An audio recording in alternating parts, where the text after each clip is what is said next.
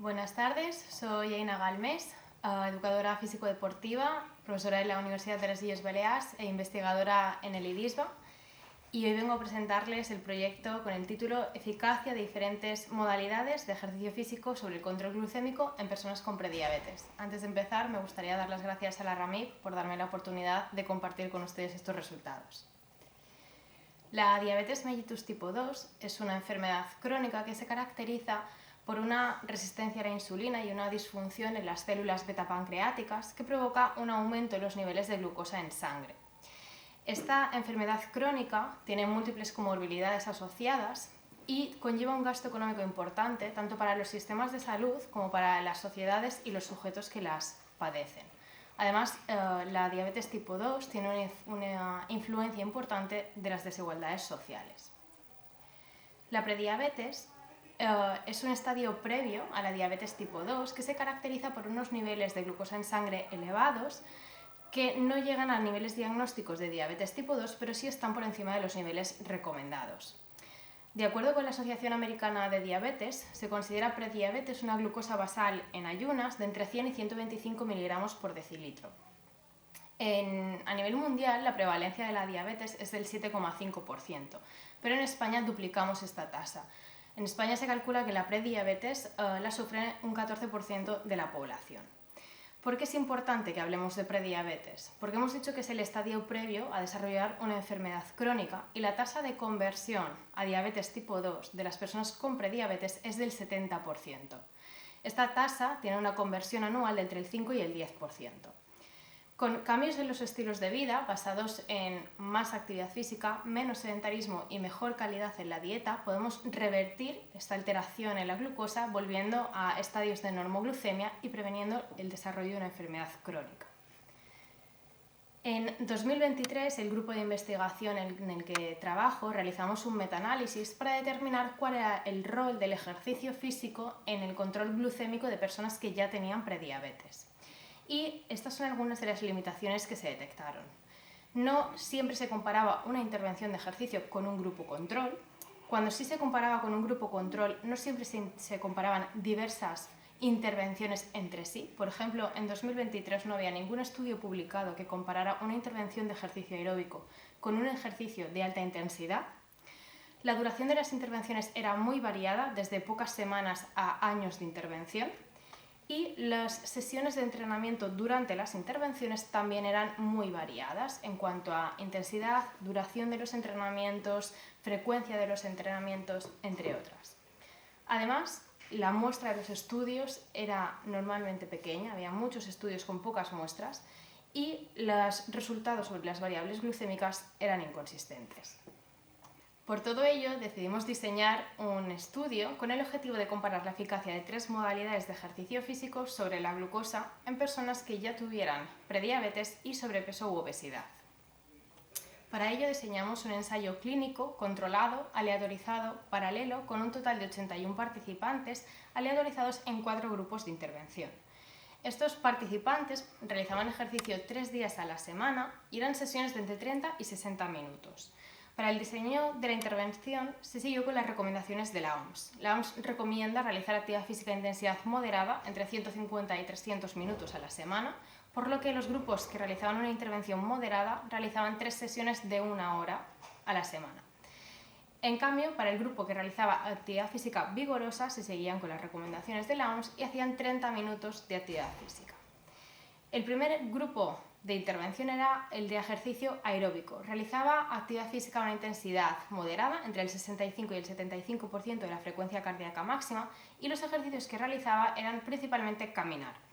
Podían elegir los participantes si caminaban sin ningún material o lo hacían con bastones de Nordic Walking. Y en el caso de que hiciera mucho calor o lloviera, hacíamos la intervención dentro de un gimnasio y podían elegir entre una bicicleta estática, un tapiz rodante o una elíptica. El segundo grupo era el grupo de fuerza más aeróbico. El protocolo de ejercicio aeróbico era el mismo, 30 minutos en este caso, y se le sumaban 30 minutos de entrenamiento de fuerza.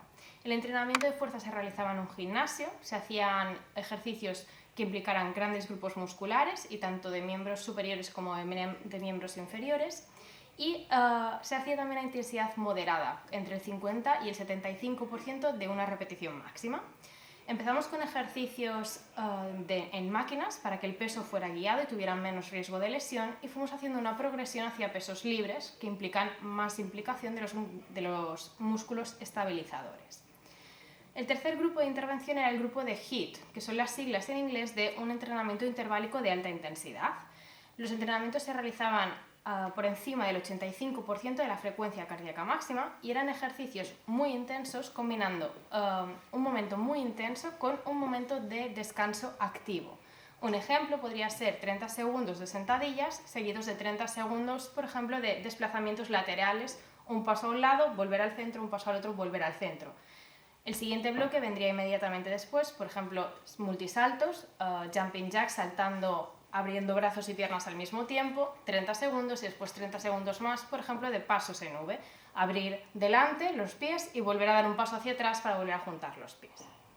El grupo control no realizaba ningún tipo de ejercicio, se le hacían las visitas de recogida de datos y se le entregaban los resultados de las analíticas para que pudieran seguir su seguimiento habitual con el médico de familia. En cuanto a los criterios de inclusión, los participantes eran hombres y mujeres con edades entre 18 y 70 años, con prediabetes de acuerdo con los criterios de la ADA, sobrepeso y obesidad con un índice de masa corporal entre 25 y 35 y que fueran inactivos, según las recomendaciones de la OMS, que realizaran menos de 150 minutos a la semana de actividad física. En cuanto a la intervención duró 15 semanas. Las 3 primeras semanas eran de acondicionamiento. Hemos dicho que era una población sedentaria, por lo que dedicamos 3 semanas a enseñar cómo se debían realizar los ejercicios, dar mucho feedback a nivel de corrección postural, de higiene postural durante la realización de los ejercicios y trabajar sobre todo coordinación motriz. Trabajábamos todos estos ejercicios sin ese componente de intensidad o de velocidad. Pasadas estas 3 semanas de acondicionamiento, se realizaron 12 semanas de la intervención estrictamente dicha, de acuerdo con los protocolos diseñados. Antes de empezar con los entrenamientos, todos los sujetos realizaron una prueba de esfuerzo como un elemento de seguridad, ya que estamos hablando de intervenciones de intensidad moderada y vigorosa en población que ya tiene alteraciones glucémicas y son sedentarios. A partir de esta prueba de esfuerzo pudimos obtener la frecuencia cardíaca máxima que utilizábamos en todas las sesiones. Todos los participantes llevaban una banda en el pecho, un pulsómetro, y en tiempo real los entrenadores podíamos ver en una tablet a qué frecuencia cardíaca iba cada persona. De este modo podíamos dar un feedback constante a las personas sobre si debían mantener la intensidad, aumentarla o disminuirla para asegurarnos que estábamos realizando el protocolo tal y como estaba diseñado. La recogida de datos la realizamos antes de empezar la intervención y una vez pasadas estas 15 semanas de entrenamiento y recogimos datos a través de cuestionarios, analíticas sanguíneas, composición corporal, medición de la tensión arterial, entre otros. Además, durante la primera semana antes de empezar los entrenamientos y la última semana de los entrenamientos, los sujetos llevaron un pulsómetro y un glucómetro al mismo tiempo. El objetivo era poder valorar cómo se comportaba la glucemia de estas personas en condiciones habituales de su día a día en función de qué actividad física, sedentarismo o sueño estaban llevando a cabo. Los glucómetros utilizamos la marca Dexcom, concretamente el dispositivo G6, y entre muchos otros datos nos daban unas gráficas como las que están viendo en pantalla. En esta gráfica podemos ver cómo se ha comportado la glucemia durante 24 horas en cada uno de los participantes. Se puede observar cómo la glucemia durante las horas nocturnas es bastante plana. Sobre las 9 de la mañana vemos un pico que corresponde al desayuno y alrededor de las 3 y de las 11 vemos 2 picos importantes que salen del rango recomendable que corresponden a las postprandiales de la comida y la cena. Hemos utilizado como una variable principal el tiempo en rango. El tiempo en rango en porcentaje nos da una información de cuánto tiempo a lo largo del día o de la semana esta persona ha estado entre 70 y 180 miligramos por decilitro, es decir, la franja recomendable. Tener picos por encima de los 180 miligramos por decilitro comporta una mayor variabilidad glucémica y por tanto es peor para la salud. Por lo tanto, más tiempo en rango es mejor para la salud. Como características basales de la población del estudio, eran hombres y mujeres con una edad media de casi 57 años. El 55% de la población tenía una educación secundaria. el 50% de ellos no había fumado nunca y tenían una glucosa y una hemoglobina glicada que cumplía con los criterios de prediabetes. En esta diapositiva podemos ver cómo se han comportado diferentes variables en función del grupo de intervención al que fueron asignados, comparando los valores en el tiempo 0 antes de empezar la intervención y en el tiempo 1 pasadas las 15 semanas de intervención. Podemos observar cómo el grupo de fuerza más aeróbico mejoró el tiempo en rango en un 4% y el grupo de HIIT de alta intensidad mejoró el tiempo en rango en un 7%. Además, el grupo de HIIT de alta intensidad también mejoró los niveles de glucosa y de hemoglobina glicada. En el caso del grupo control, pasadas las 15 semanas de intervención, presentaba niveles más elevados de triglicéridos. En la parte inferior podemos ver cómo el grupo de HIIT también mejoró el perímetro de cintura después de la intervención, así como valores más bajos de tensión arterial sistólica. En esta diapositiva pueden ver de una forma más gráfica lo mismo que comentaba en la diapositiva anterior.